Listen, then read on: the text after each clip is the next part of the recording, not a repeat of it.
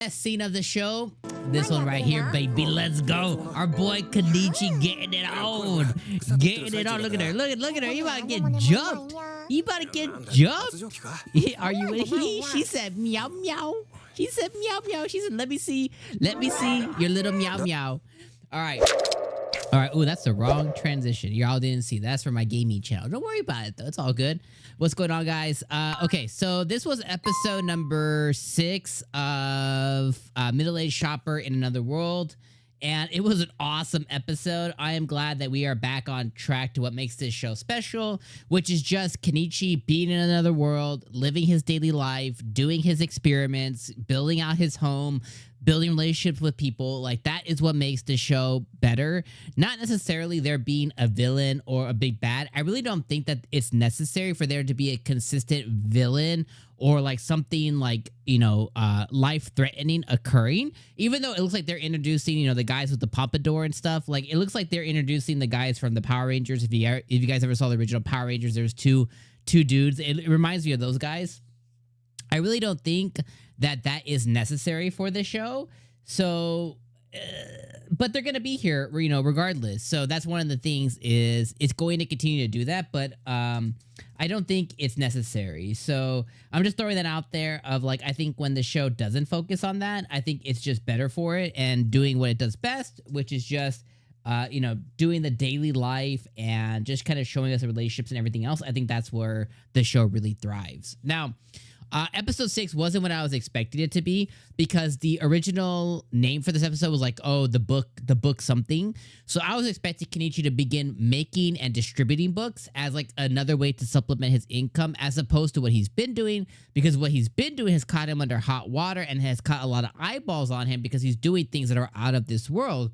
So it makes sense to do something that's not completely foreign to this world. And basically just my opinion is to buy books from that world and just kind of translate them into this language and then resell them and just be like a book guy.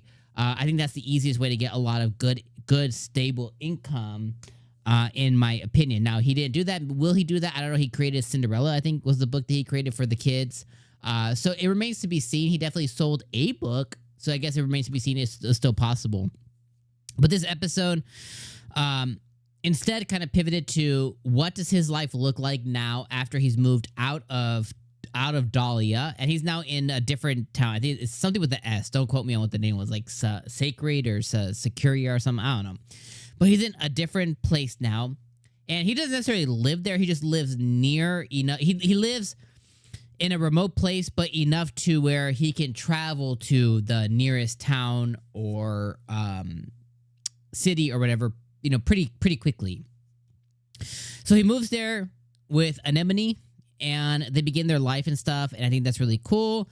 And he's getting ever closer to Anemone, and then he names the Bobcat Vale or Val or something like that, which I thought was really cool as well. So he names the Bobcat Val.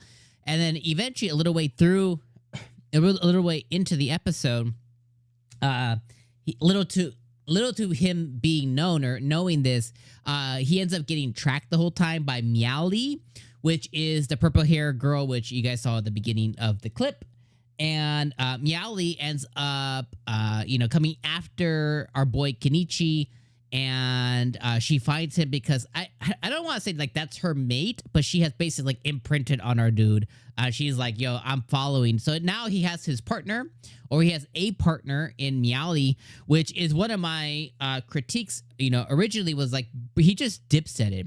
He just left Dahlia and he's like, all right, I'm out. But he didn't tell anybody. He just left. He just told Anemone and he just left the town.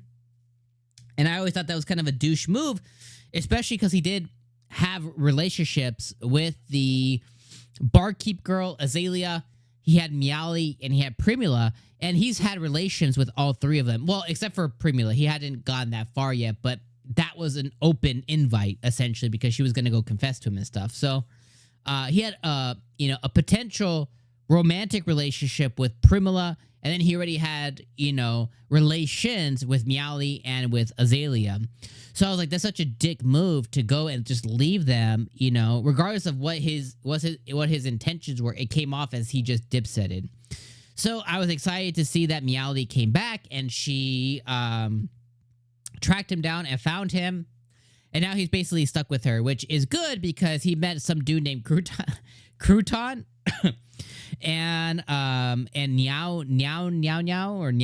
says or Nyanya says or something like that.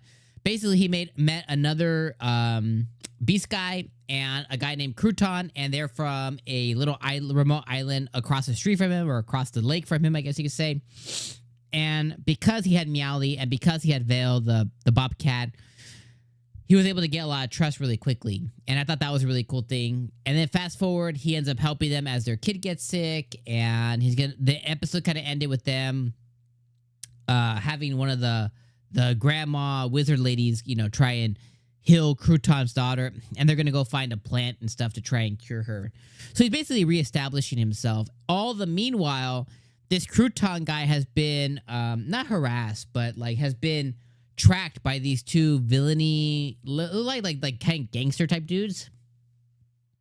And because of that, Kenichi has kind of gotten he's unnoticed now with them as well. So they're gonna kind of be like the next villain, the next Shasha or whatever that guy's name was that he has to kind of take down. Or I bet it's gonna be if they fail, they're gonna report up to their boss, and he's gonna get involved with that too.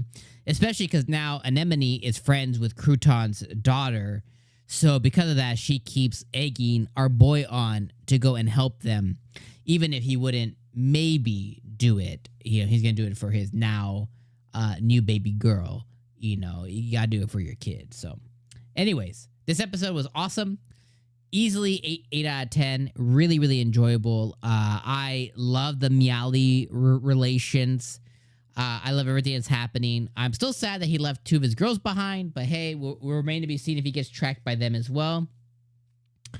And yeah, I'm excited to see what ends up coming next with what ends up happening with this Crouton guy. So yeah, hope you guys enjoyed the review. Hope you enjoyed the episode. Let me know your guys' thoughts in the comments below. I'll see you next week for episode 7. And yeah, I'll see you guys next week. All right, friends. Peace out.